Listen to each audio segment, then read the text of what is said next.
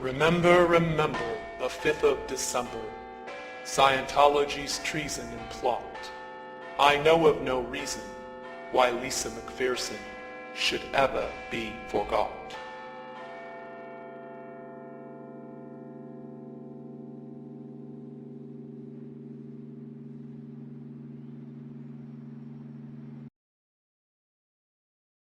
You say the misuse, but I don't know if you're aware that there was a plan in 1955 in this country, Ted, to repeat what was done in Russia.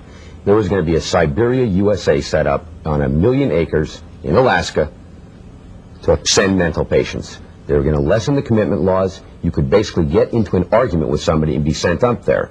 This sounds very odd. Nobody's ever heard about it. That's in no small part thanks to the Church of Scientology.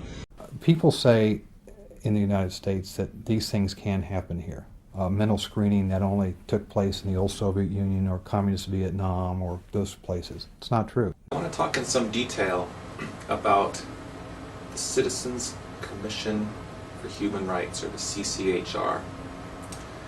The CCHR was created in 1969, founded by the Church of Scientology. If you were president, would you work to phase out the IRS? Immediately.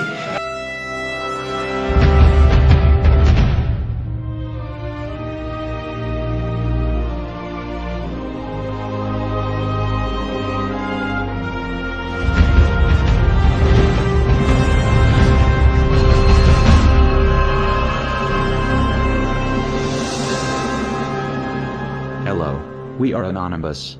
The following is important information concerning the history of Scientology and the Ron Paul campaign.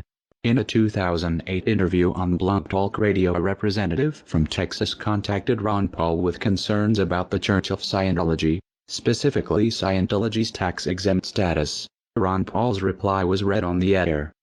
Posted on the site there in Texas where they're trying to outlaw Scientology from the RNC. So I'm going to try and bring them on, and hopefully they are who they say they are.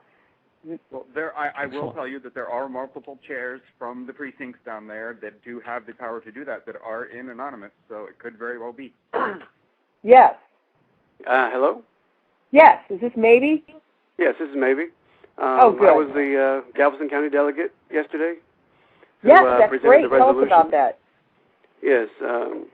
Well, I was brought in as a delegate under the Ron Paul people, and I'm one of 6 out of District 341, or Precinct 341, and I wrote a resolution out the day before the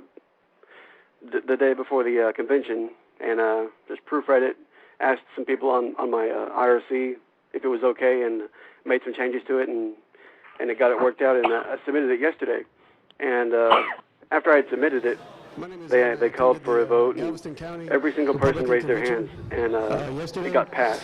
And it's going to appear, you can go to the website, it's called GalvestonCountyGOP.com, and I'm not sure when they're going to post the resolution on the website, but that's where they said they would be posted. And it's going to be resolution issue number 9, resolutions concerning religious issues, number 162. And it's going to say, be it resolved that the Church of Scientology in the state of Texas be officially regarded as a business and not as a religion.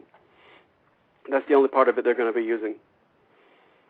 What do you think the chances are of getting that passed? And what will the ramifications actually be? The chances of it getting passed, it started out as it's a grassroots campaign, really. And a lot of people think it doesn't have much pull. But if we get enough people involved and enough words out, I think it can become an influential resolution that can be made into a law one day under the Republican Party. Well, God, if the Republicans are on this, man, I may have to change my vote. I'll tell you that. I actually sent Ron Paul an email, and he responded saying he did not support removing their tax-exempt status because he doesn't like taxes. And that's one reason Scientology loves Ron Paul so much, which is stupid. But that's bad. Well, who does like taxes? No one likes taxes, but that doesn't mean, a potential president can't see that a group is totally abusing our, establishment clause, and that's what really pisses me off. I mean, they shouldn't be allowed to have.